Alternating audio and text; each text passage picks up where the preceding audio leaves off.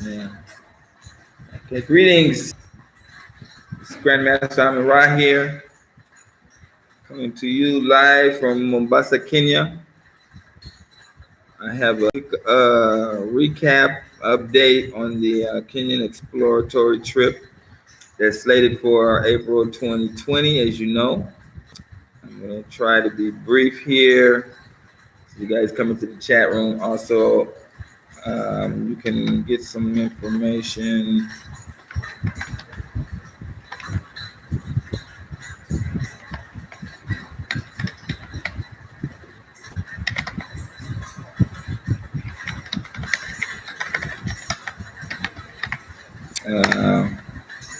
I wanted to put that out there. If not joined our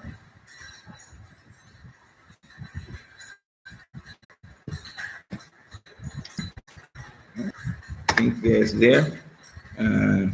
Jarvis, okay, now you see you right, man. There you are.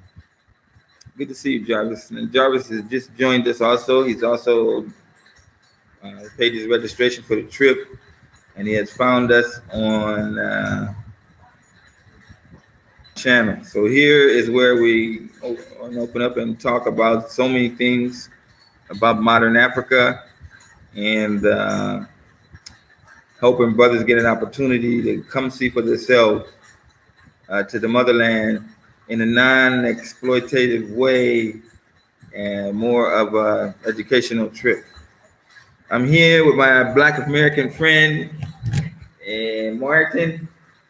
Where is he? Ooh, yeah, say hi. Okay. Hey, hello everybody. He's visiting Mombasa for the second time. We went out last night to Kasarina. Some of you Kenyans out there know that, and in Twapa.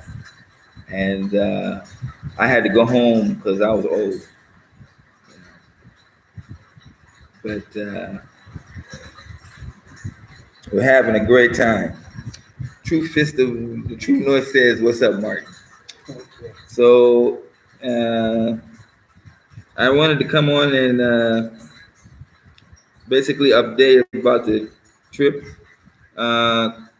As you may know, the deadline for joining was tomorrow on the 8th. However, I talked to my great grandmaster, and he told me he had 15 students that were definitely going on the trip, yet they had not registered for the trip yet. So it seems that we're going to have another extension, and it seems that if this comes out to be true, that there's 10 to 15 more people setting up to come on the trip. They have to follow the protocol. And I think after talking to him, I think we got that straight. He's going to talk to them today and organize for them to be set. You know, I'm a businessman, and I have to lay down things in order. So when it comes to dealing with people and money, that's one thing. And when it comes to dealing with Black folks and money, that's another difficult thing. But we're up for the challenge. We want to make the trip as simple as possible. You pay one price and everything is taken care of. You should not try to do this on their own to try to save $200. You end up losing your luggage. You don't have, your hotel is not there for you.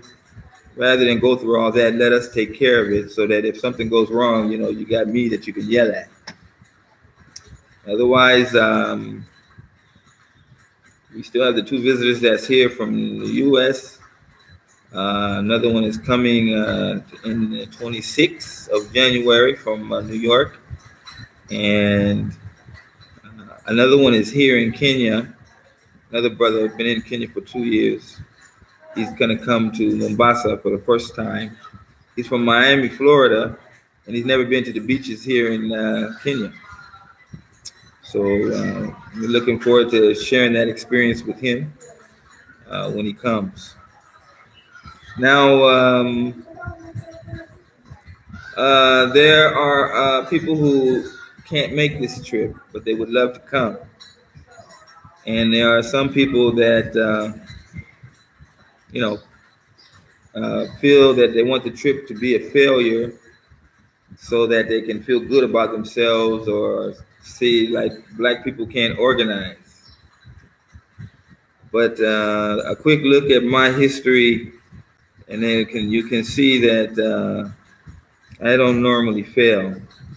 I've given over like I don't know like 400 or 500 events if you really count them all up during the leagues and the seminars and the promotions. That's easily over easily 500 plus events. So these things are not new to me, and from what I'm beginning to see now, this trip is going to be overbooked, and it's already met our expectations. And then with this extra group that is supposedly going to sign up in the next couple of days, it'll double our expectations, and that's a good thing for everybody. But I'm here to tell you that a trip for $1,999 for 7 days, food, transport, hotel room, and transport between two major cities, you don't get that. And that's what we're going. That's what we're offering. And of course, I challenge anybody to come up with something that's better. And one of the most important things is that it's a direct flight. It's not something that where you go lay over somewhere in some weird European country for 2 or 3, 4 hours, and then you come off one nice plane, and then when the next plane comes, it's like an old beat up cheap plane coming into Africa. And this is what a lot of people have been experiencing, to the point where Nigeria had to stop Turkish Airways from bringing their people into Nigeria because so many people were losing their luggages, and so many people were complaining that there was no food for 7 hours. And this is all because these people tried to save $200, in the air for 24 hours. You don't know what that's like, and you're not even getting to your destination. So we want the part of a successful trip, if anybody knows that traveled internationally, is to have a good, comfortable flight. Not something like you've been riding on bareback on a horseback for 5, 6 hours, and then you get there and you got to rest for 2 days just to get the butt sores off. So that's why I wanted to come on and update you on the trip. We're going to be also having show. I have met that border guy again, got his phone number. It's just for me to contact him. He's going to talk about what it takes to run a border business, all the ins and outs. He's actually a writer of border. He supports his family from that business. And those that want to invest in Kenya, border is a good pathway to go. And I'm going to give you an interview directly with somebody that is actually doing that job. Now, he's not going to give you a lot of. When I interviewed him, there's a lot of things I was hoping that the whole thing would be wonderful, but there are some difficult things there. He's going to give it to you straight, and some of it's going to be good, and some of it's not going to be so good. But at least you'll get the direct information, and you'll know the truth. So you don't have to go through something and spend money and find out that you lose money on certain things. It's true that there is an American base. Is it true that there's American base?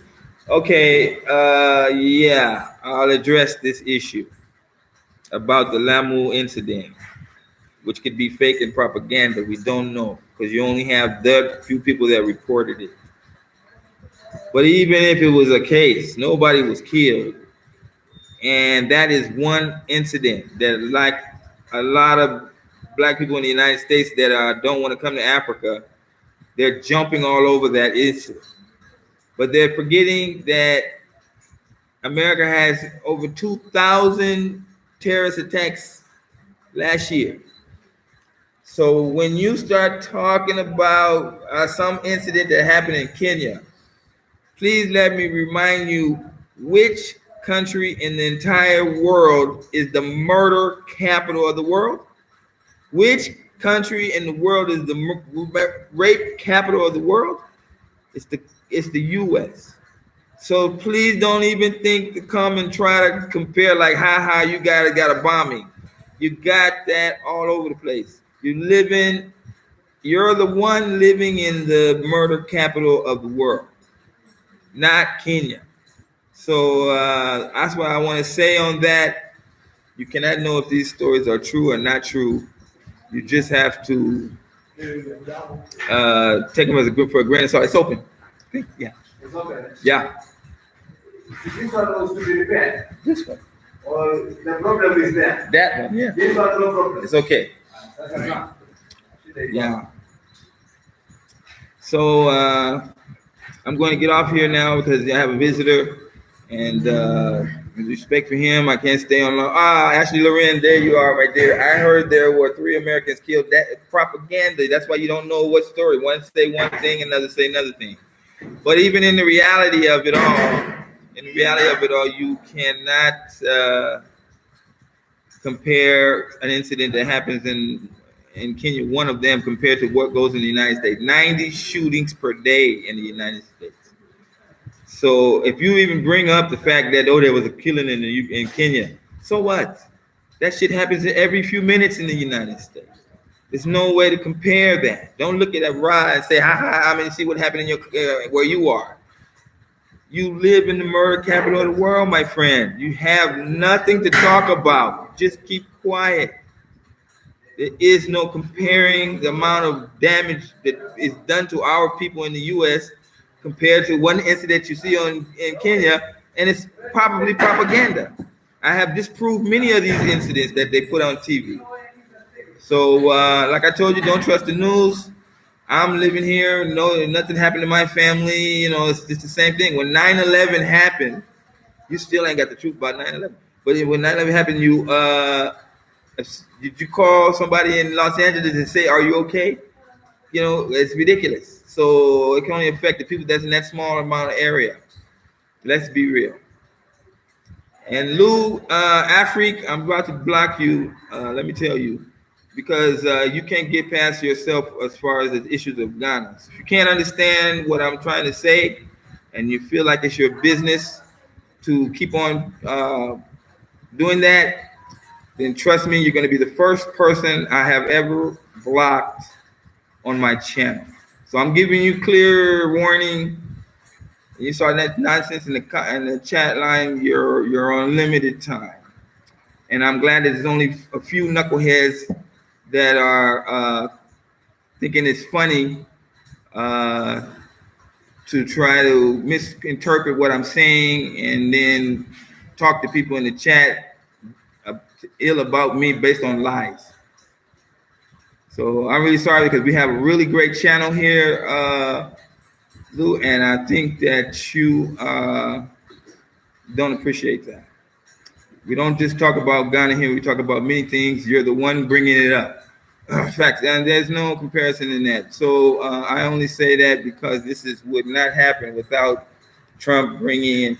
When you move to Africa, all that is beyond you. You know what I mean? That's another. You have to understand when you're in Africa, then all of that nonsense that happened to you, it doesn't affect you. It's not something that interests you. So with that being said, I want to get off the channel and don't forget to. Where's my paper? Don't forget to support the channel for some people that we need new supporters. Yeah, I think I had to put it up a bit so you can see the content. And yeah, we love the support. I want to thank Durante, Ashley, Loren, and Brian, and of course Omar Smith. I didn't get a chance to talk much about your last support, brother. I really appreciated that. You've been a constant supporter and contributor on the chat, and Omar, I appreciate the support you've given. So I just wanted to come out and say that we're not a big group here, and most of us know each other. And while we're small, let's work together and keep this channel clean. You know, we're all brothers and sisters here, and sometimes the truth is not really something that you really want to hear, but you know, sometimes you need to hear that. And I'm very respectful to everybody that comes on here, and I feel like, you know, we're growing like a family. And then now I'm happy that some of you I'm actually meet coming into Kenya, and we actually have, you know, brothers like Martin here who have arrived. So this is not something that's just talk. This is real, actual things that are happening. This man has come here. You've seen him. You've seen him in reality. You saw Calvin here. We're going to be meeting in Nairobi later on in the month with Richard. It's coming later in January, and we're going to talk about. You're going to get the perspective not just from me, but from actual people that have come here. And I would say that if you got a 4-year plan or 5-year plan for coming to Africa, this is the channel you really want to be on. But like I said, we need your support, and then you can let us support us. And if you don't able to support us through the worldwithmid.com method, please support us by giving us some insightful comments in the comments section. And then, of course, I try to answer all of the comments that are coming in the group, and I do read every comment. And so I think you guys know that. Yeah, Truth, we want you to come here, man. You and the wife. So I guess if you can't make it, you'll be on this channel when we have the group here. Of course, we'll be doing videos with them, so you'll see it. Okay, so thanks again for coming on the channel. Until we meet again, peace.